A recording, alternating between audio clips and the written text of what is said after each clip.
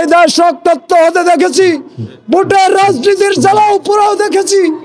আমরা ভোট খাবো না, আমরা ভোটার, আমরা ভোট খাবো না। এই ভোট আপনাদেরকেই দিয়ে দিব। এই ভোট নিয়ে কোনো মারামারি করার প্রয়োজন নেই।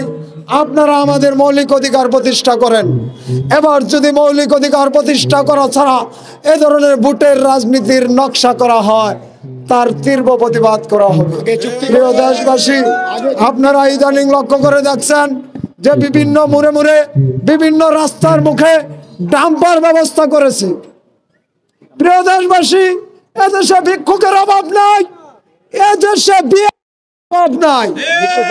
যে দেশে ভিক্ষুক আসে, এই দেশে ভিআইপি কোন জায়গা থেকে আসে? আমাদের কোনো কর্মসংস্থান নাই, রাস্তায় মাথায় ডাম্পার। আমাদের কোনো কর্মসংস্থান নাই, অথচ রাস্তার মাথায় ডাম্পার ব্যবস্থা করেছে।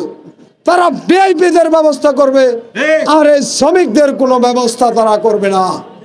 প্রিয় দেশবাসী, আরো একটি নতুন সমস্যা এই রাজধানীতে তৈরি হয়েছে, সেটার নাম হয়েছে রশিদারাবি।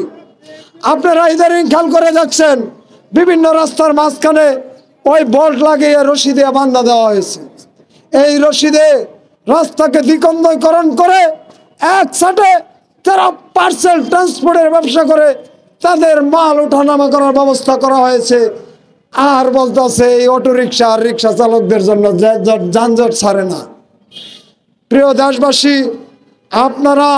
আপনাদের কাছে আমাদের অনুরোধ, এবার রাষ্ট্রের অর্থের হিসাব না করে, রাষ্ট্রীয় সম্পদের হিসাব না করে কোন ধরনের ভোটের তাল বাহানা করবেন না। তারা কিন্তু কাজের মেয়েদের জন্য গাড়ি কিনে রেখেছে, তাদের গাড়ির কোনো গল্প হয় না, অথচ আমরা রিক্সা চালাই, এটা নিয়ে অনেক কাহিনী হচ্ছে। প্রিয় দেশবাসী, আমরা আজকে একটি র্যালি করব।